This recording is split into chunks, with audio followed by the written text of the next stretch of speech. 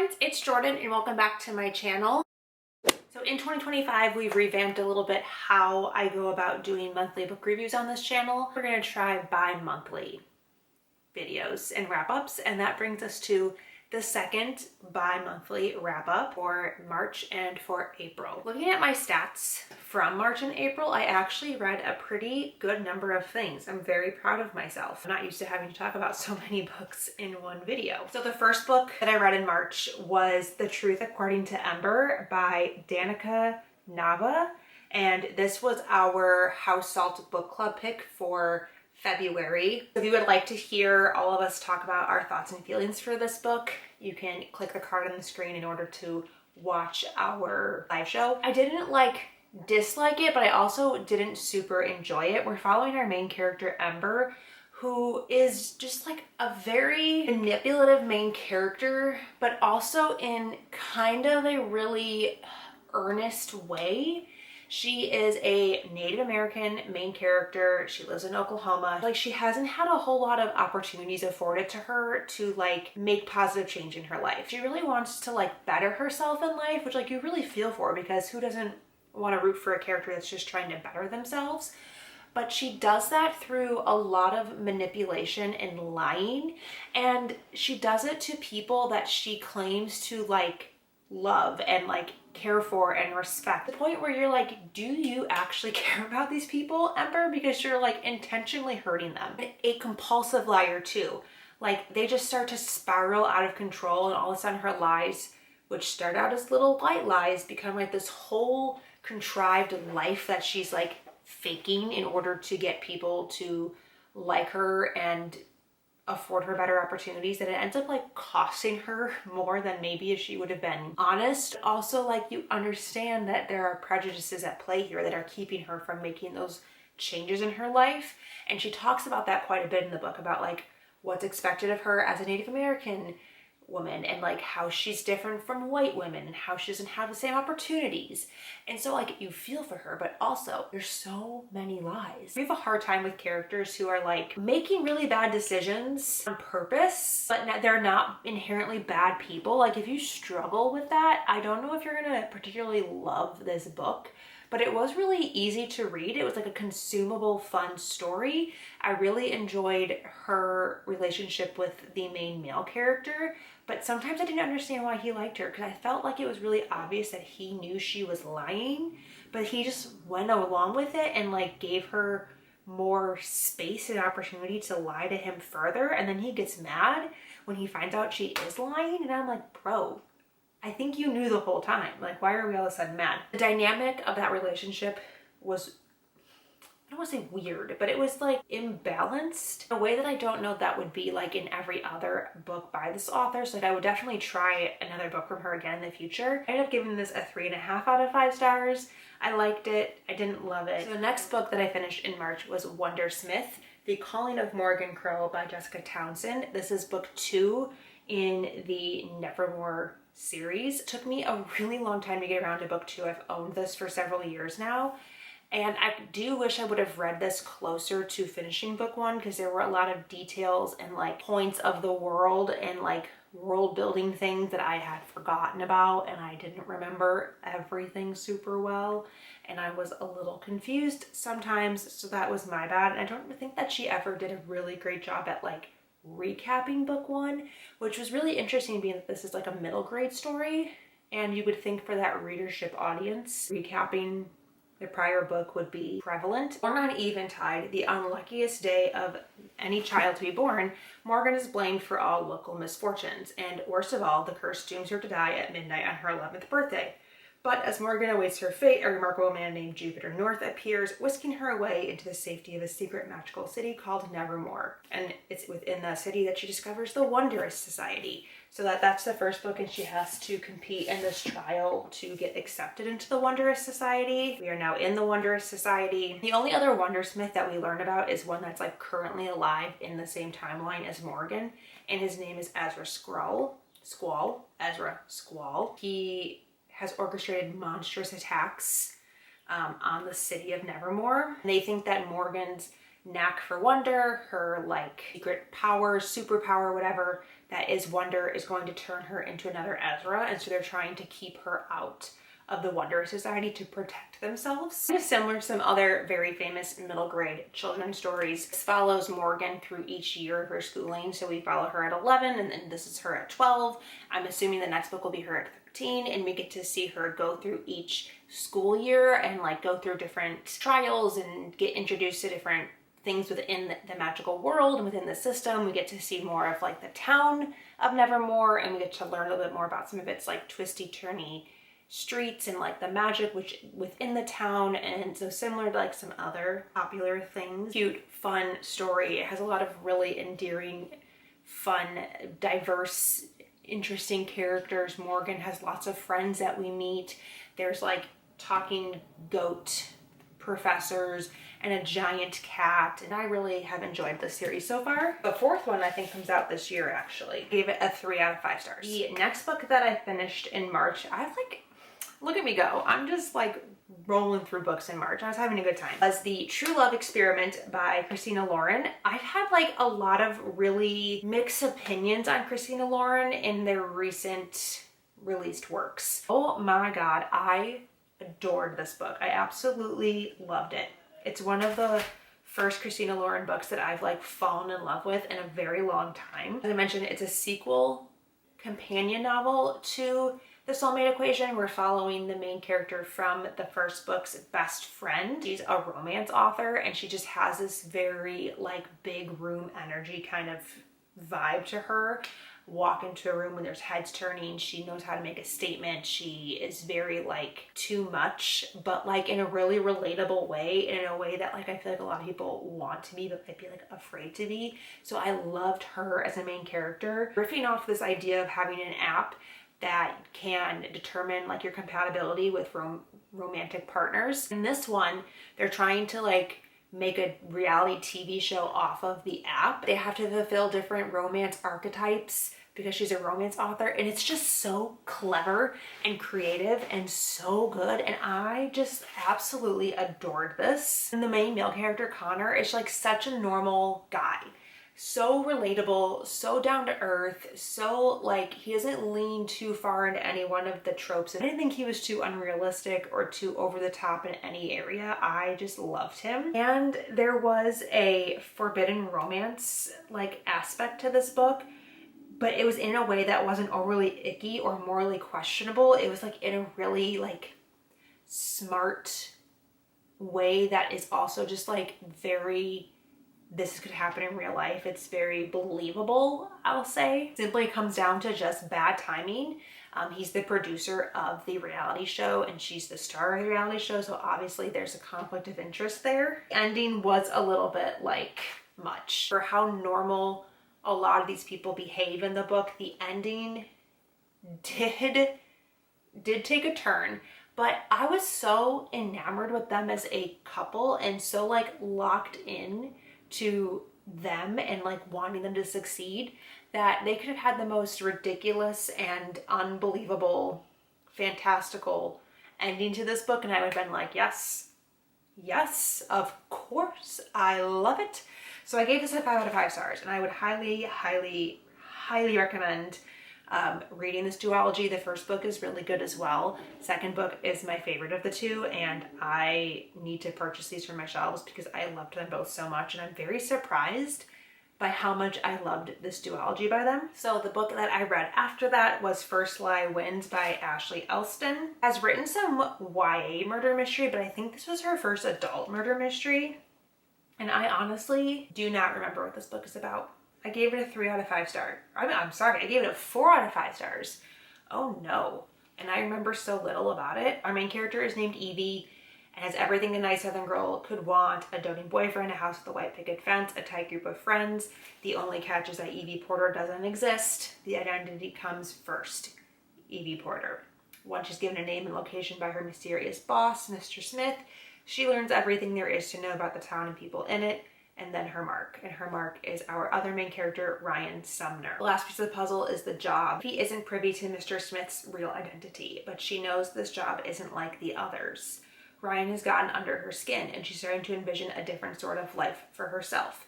But Evie can't make any mistakes, especially after what happened last time. Evie Porter must stay one step ahead of her past while making sure there's still a future in front of her. The stakes couldn't be higher. So this book does have one of my favorite things that I love in like any kind of genre of book, whether it be romance, murder, mystery, fantasy, or whatever. And it's that we're following Evie through the current timeline of her assessing and learning about her Mark, Ryan, and like how she's planning to execute whatever it is she needs to execute with Ryan. But we're also learning about her past because we know she can't mess up this current job because something happened at a past job. We're learning like piece by piece how she like got into this business, how she became the person that she is, her different assignments that she's had over the years, and finally what happened at her previous job that puts her on the chopping block with her boss. I love when two timelines converge and make this big explosion of like a thing, big reveal of a thing, and this book does that. I was a little like underwhelmed by the like actual story and plot though. I think I felt this was going to be more murder mystery, more thriller, more like high stakes, more action than it was. It's much like slower and quieter. Like if we were at a PG-13, I wanted something to like bump us up to a rated R. Does that make sense? It's an adult novel. I think that we could have like taken it a step further a little bit. I was like a little underwhelmed by it in general, and I kind of forgot what it was about, and that's never a good sign. But upon immediately finishing the book, I did give it a 4 out of 5 stars. And I did read it in 3 days. Now let's get into the books that I read in April. First book that I read in April, and I did a whole lot of like chatter about, was Sunrise on the Reaping by Suzanne Collins. This was our book pick for March for the book club. Did a whole live show on it. I vlogged my experience reading this book and all of like my thoughts and feelings and opinions over the course of, you know, the 300 pages. So if you want to watch our live show where we discuss it, or watch my vlog where I react to it, I'll link both of those things on the screen. I really enjoyed this. I gave it a 4 out of 5 stars. This is kind of what I wanted from a Hunger Games prequel. Like if I was going to have to read about a character in the Hunger Games, Haymitch would be my first choice. This is the kind of backstory to Panem that I want, not whatever the frick Snow had to give us. I loved learning about the 50th Quarter Quell, 50th Hunger Games second Quarter Quell, and like just how big it was and like the evolution of the games over the years, and at what point they introduced other things into the games, because here we're still like not quite to the spectacle that is Katniss's games, but we've come a really long way from Snow's. And so like if the point of the Snow Games book, whatever, was just to show like where we started and have a character talk to us that like lived pre the revolution, you know, was alive for the dark days, couldn't we have picked Mags? Because Mags's game was the 11th game. She's a little bit younger than Snow, but like couldn't we have done Tigress? Like, wouldn't that have been better? Like, she wasn't involved in the games in that way. She's a stylist, and that happens like later on.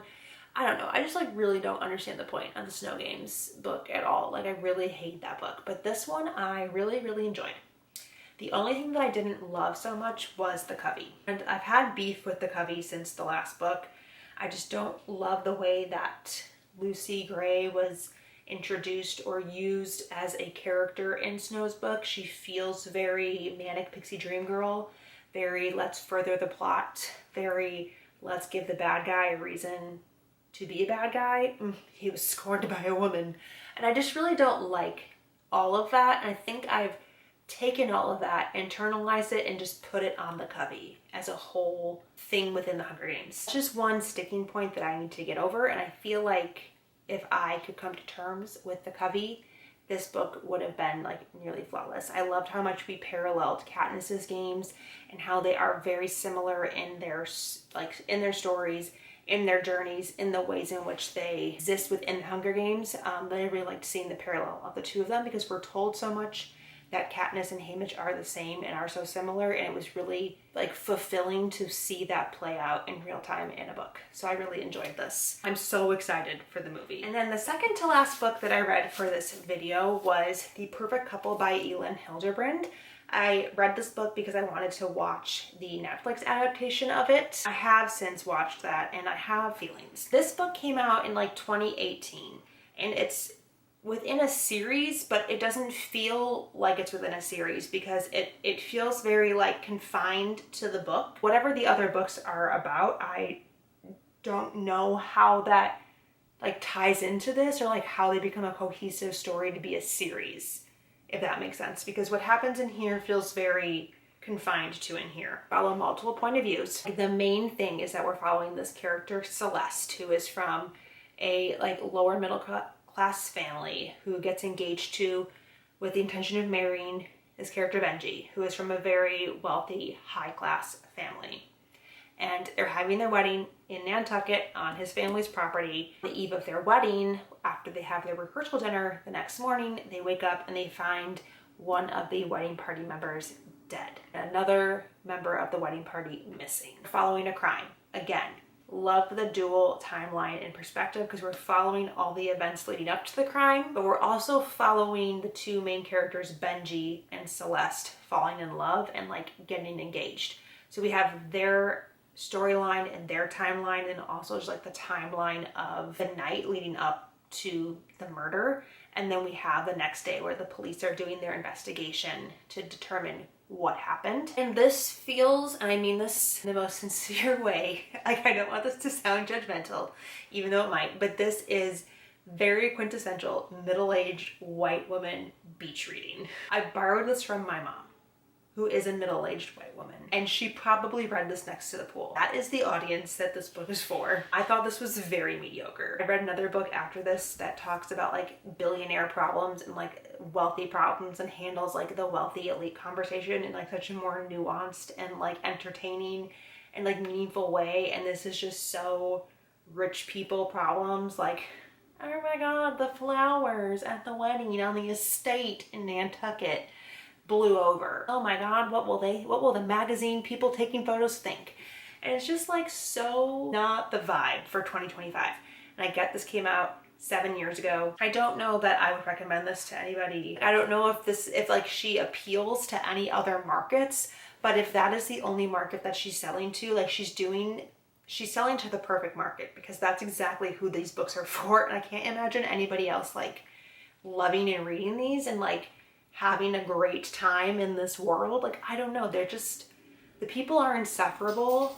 The experiences are insufferable as well. Okay, it's another day. It's time to finish up the wrap up for March and April. I couldn't finish it yesterday because my camera overheated. And then by the time that situated itself and whatever, it was too dark and we were past filming hours. So we're back today.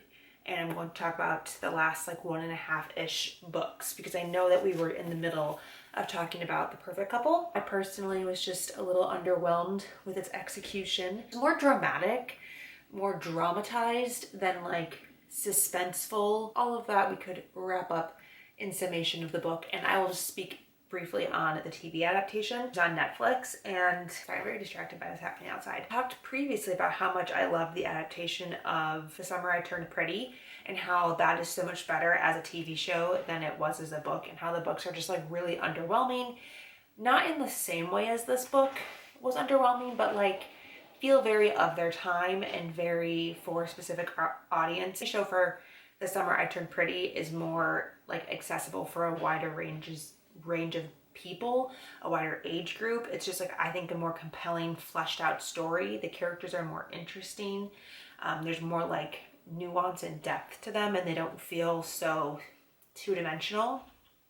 In this, I felt the opposite because the TV show gives nothing, in my opinion. I really did not like the way that this was adapted for TV. All of like the history and the backstory and the character nuances are removed from the TV show. It's very like present moment, what happened, who murdered who kind of situation. And I like found that it made all of the characters incredibly unlikable and unrelatable and just even more so, like they're not really likable or relatable in the book, but you at least like understand some of their motivations and backstories because you're told them.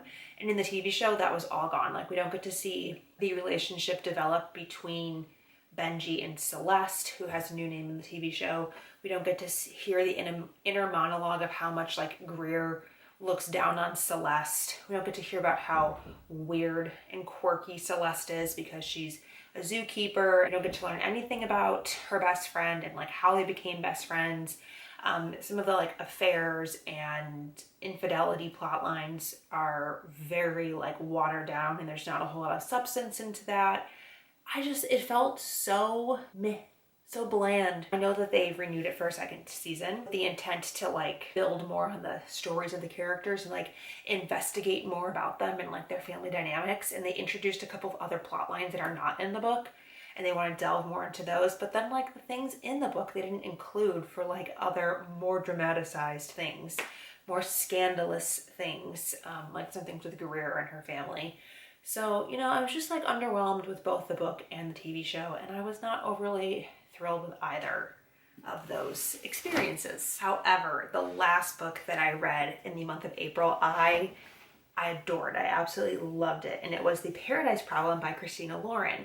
Another very successful reading endeavor from Christina Lauren. This is their release from last year. I think it's their most recent release. And I just absolutely adored this book. They had some social commentary in this one and it just felt a little bit more adult and like poignant compared to some of their other books. I think this might be my new favorite. I don't know. It's getting harder and harder to like say as I read more of their work what my favorite of their things are, but the two I read most recently are definitely like top contenders. I'm a sucker for an arranged marriage of convenience, fake relationship situation, which is present in this one. I love when two people are like kind of forced into this relationship dynamic, whether it's that they don't like each other or they're like trying to pull some strings to like artificially manufacture something to like make something else happen. I was locked in 10 toes on the ground for this one. I also really appreciated the social commentary on wealth and the ultra elite. As I mentioned in reading The Perfect Couple, I just felt like this was the way to do it.